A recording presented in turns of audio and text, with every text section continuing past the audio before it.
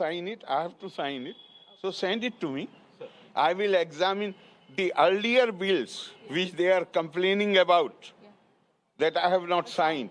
I have written letter to Honorable Chief Minister saying I have certain queries to make. Please come and explain to me. They do not explain the 2 months old bills. They do not come to the Raj Bhavan. Do you hope they will come to the, because they themselves know that what they are doing is not in accordance with law. Therefore, they don't want to come to Raj Bhavan. Sir, you said that you will not allow intervention in the university. I have not said. I have said this is an accepted convention. This is an accepted principle. Not only in Kerala, all over India. Not only all over India, all over the world. If you have to, I to go to any democracy. If a minister wants to have consultation with the expert of a subject, some professor, he does not call him to his office. He drives to the house of the, or the office of the academic. People show so much. Here we have vice chancellors because they have been, why are you not raising this question? That Kerala had, till last year, it had only 13 universities and all appointments are illegal.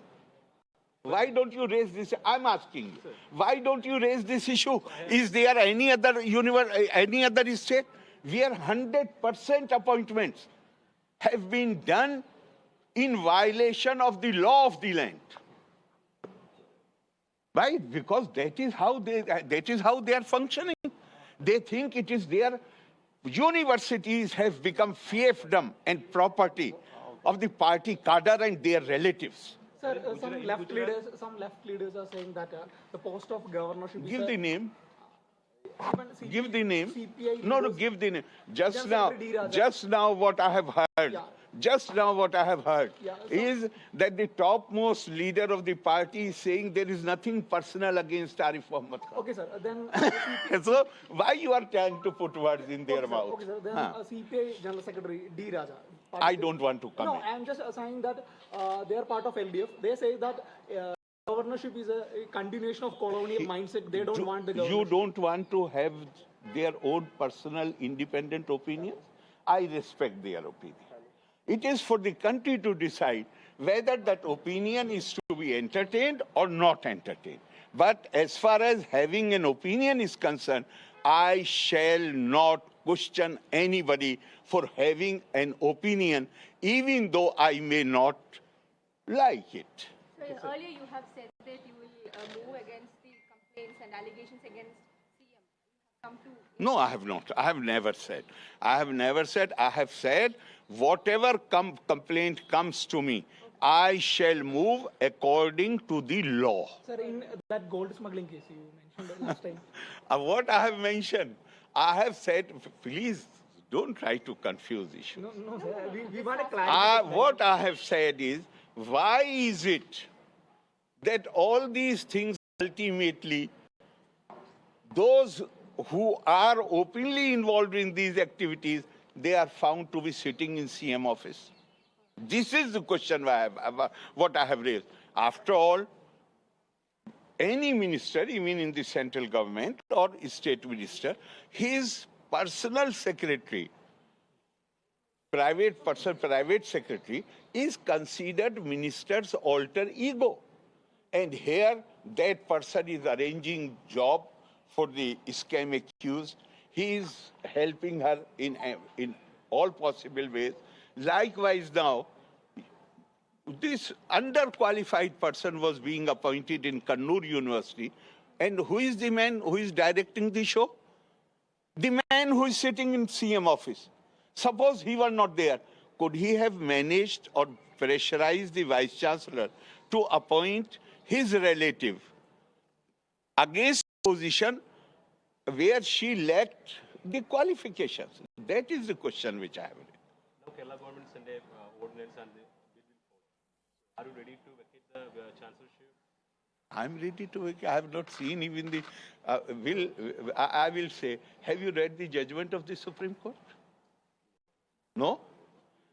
The whole Right, going straight across to my colleague Vivek, who is joining us on the phone line. For more on this, Vivek, clearly the governor is targeting the state government. In fact, essentially also going on to say that even though he wrote multiple times to the chief minister for queries, yet he really did not get any sort of response. He also called them multiple times to Raj Bhawan, and they did not really turn up there.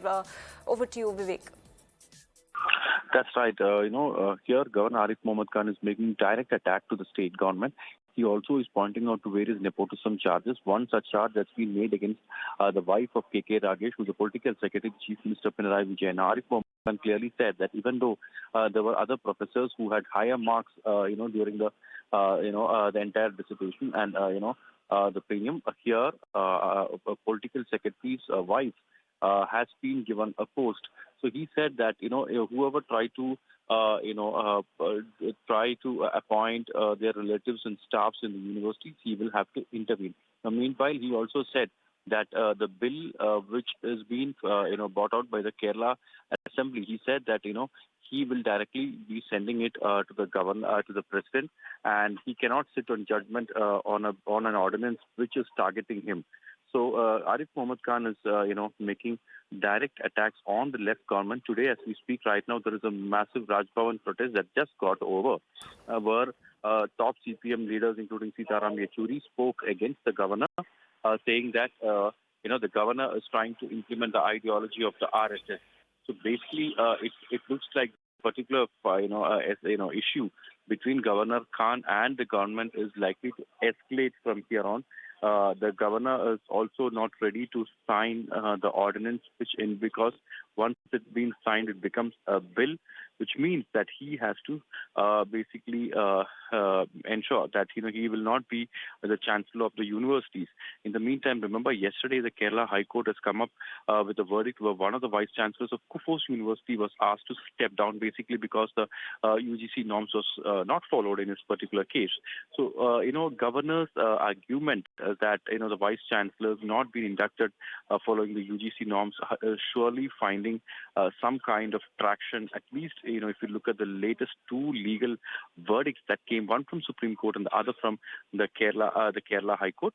But the Kerala government is decided that they are planning to remove the governor. But how is that possible is going to be the most important factor. In the meantime, the BJP has also said that the state government is trying to create a constitutional crisis.